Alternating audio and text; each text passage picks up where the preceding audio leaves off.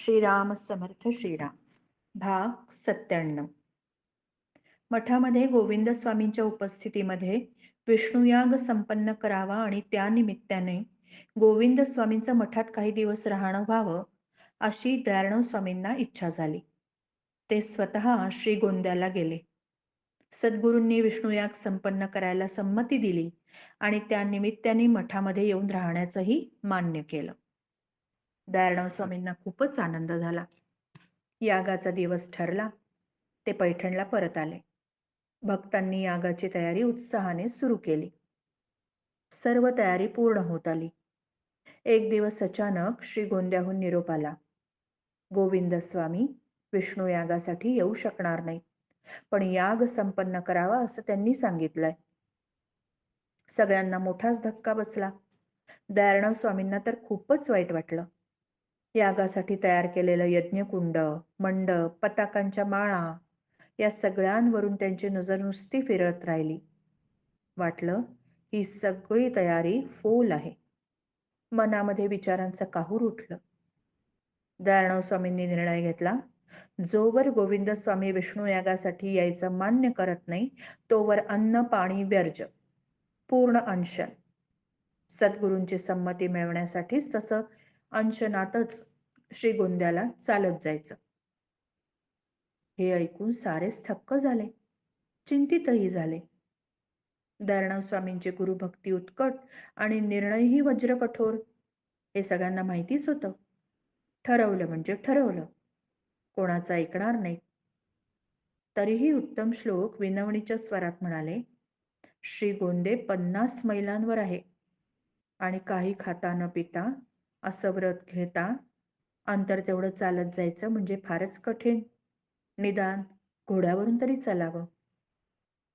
दयाळराव स्वामी म्हणाले, नाहीतरी हा देह खाऊन खाऊन नुसता माजलाय. पडू देत की थोडे कष्ट त्याला. जास्तीत जास्त काय होईल, वाटेत देह पडेल एवढंच ना. पडू दे, पडला तर एक दिवस देह पडणारच आहे.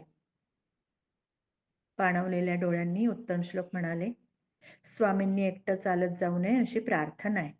निदान निदान मला तरी स्वामींबरोबर येण्याची अनुज्ञा असावी. दयाळराव स्वामी म्हणाले, मी रात्रंदिवस सतत चालत जाणार आहे. थेट श्रीगोंद्याला पोहोचेपर्यंत मध्ये कुठेही थांबणार नाही. तसं चालायचं असेल तर चला. आणि एक सांगतो, मठात सर्वांना बजावून ठेवा, आपण दोघेही इथून निघालो तरी कुणीही श्रीगोंद्याला घोडेस्वार पाठवून सद्गुरूंना कळवायचं नाही. उत्तम श्लोकांना हे मान्य करणंच भाग होतं.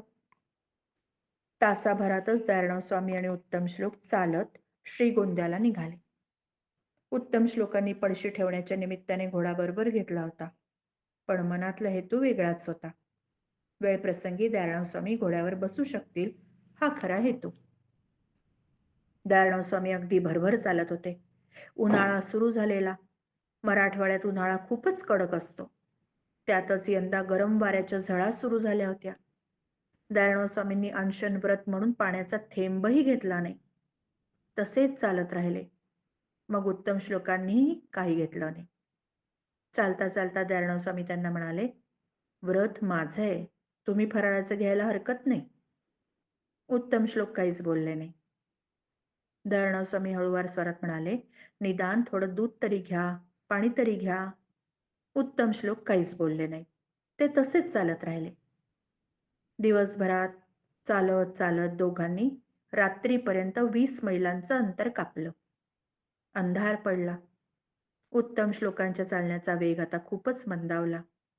अन्न नाही, पाणी नाही, घशाला कोरड पडली होती. ते खूप थकलेही होते. तरीही दगडधोंड्यांना ठेचकाळत स्वामींच्या मागोमाग चालण्याचा प्रयत्न करीत होते. अंधार पडल्यामुळे आता घोडा सुद्धा बिचकायला लागला. मधून मधून जोरात खिंकाळून पुढे जायला नाराजी दाखवायला लागला. दयाळराव स्वामींना त्या दोघांचीही कणव आली. हळूच ते उत्तम श्लोकांना म्हणाले, प्रहरभरात चंद्रकोर उगवेल, मग चालणं सोपं जाईल. बसा बांधावर तोपर्यंत. घोड्यालाही वैरण द्या, पाणी द्या. उत्तम श्लोकांना वाटलं, या निमित्ताने स्वामींचंही बसणं होईल. तेवढीच स्वामींना विश्रांती मिळेल. त्यांनी घोड्याला वैरण घातलं, पाणी पाजलं. दारणो स्वामी एका दगडावर बसले होते. उत्तम श्लोकांनी स्वामींची थोडी चरण सेवा केली. चंद्रकोर उगवताच दोघे पुढे निघाले. पण चांदणातही अस्पष्टच दिसत होतं. दारणो स्वामींचा पाय एका काटेरी झुडपावर पडला. कळवळून ते एकदम खालीच बसले. उत्तम श्लोकांनी त्या अपुऱ्या प्रकाशातच कसा तरी पायाचा काटा काढला. एक टोक पायात मोडलं असावं. दारणो स्वामी लंगडायला लागले. सरळ काही चालता येईना. उत्तम श्लोक विनवणी करू लागले, स्वामींनी घोड्यावर बसावं. पण तिकडे दुर्लक्ष करून दारणो स्वामी लंगडत लंगडत तसेच पुढे चालत राहिले. रात्रभर जंगली प्राण्यांचे आवाज, त्यामुळे घोडा किंकाळायचा. त्याला शांत करायच्या निमित्ताने उत्तम श्लोक मुद्दाम थांबत. स्वामींनाही तेवढीच विश्रांती मिळेल हाही हेतू मनात असायचा. उत्तम श्लोक घोड्याला मधून मधून पाणी पाजायचे. दारणो स्वामी त्यांना म्हणायचे, तुम्ही थोडं पाणी प्या, थोडं दूध घ्या, काहीतरी घ्या. पण उत्तम श्लोकांनी पाण्याचा थेंबही तोंडात घातला नाही. स्वामींनी काही घेतल्याशिवाय ते तरी कसे काय घेऊ शकणार होते. रात्रभर ते तसेच चालत राहिले. दुसरा दिवस उजाडला. ऊन आणखीच कडक पडलं.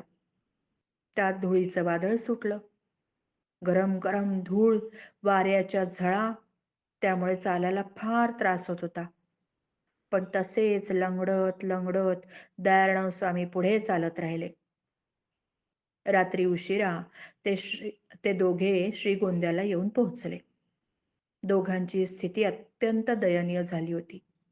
चेहरा अगदी काळवंडलेला, धुळीने माखलेला, कपडे पार मळलेले, पायाला भेगा, अत्यंत थकलेले, तहान भुकेने व्याकुळलेले. अन्न पाण्याचा त्याग करून दोघंही थेट चालत आले हे पाहून सारे जण स्तंभित झाले. त्या दोघांची दयनीय अवस्था पाहून सत्यभामाबाईंचा जीव कळवळला. गोविंद स्वामींच्याही डोळ्यात पाणी उभं राहिलं. सत्यभामाबाई कळवळून दारणो स्वामींना म्हणाल्या, काय हे भलतंच साहस, असं कधी करायचं असतं का?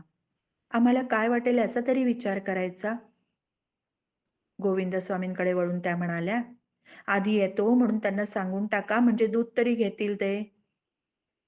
गोविंद स्वामी हळूवार स्वरात म्हणाले, ठीक आहे, आम्ही दोघंही यागासाठी येऊ, पण एका अटीवर, पुन्हा असा आताताईपणा करायचा नाही. गोविंद स्वामींनी दुधाचे पेले आणले आणि स्वतः दोघांच्या तोंडाला लावले. श्रीराम समर्थ. श्रीराम.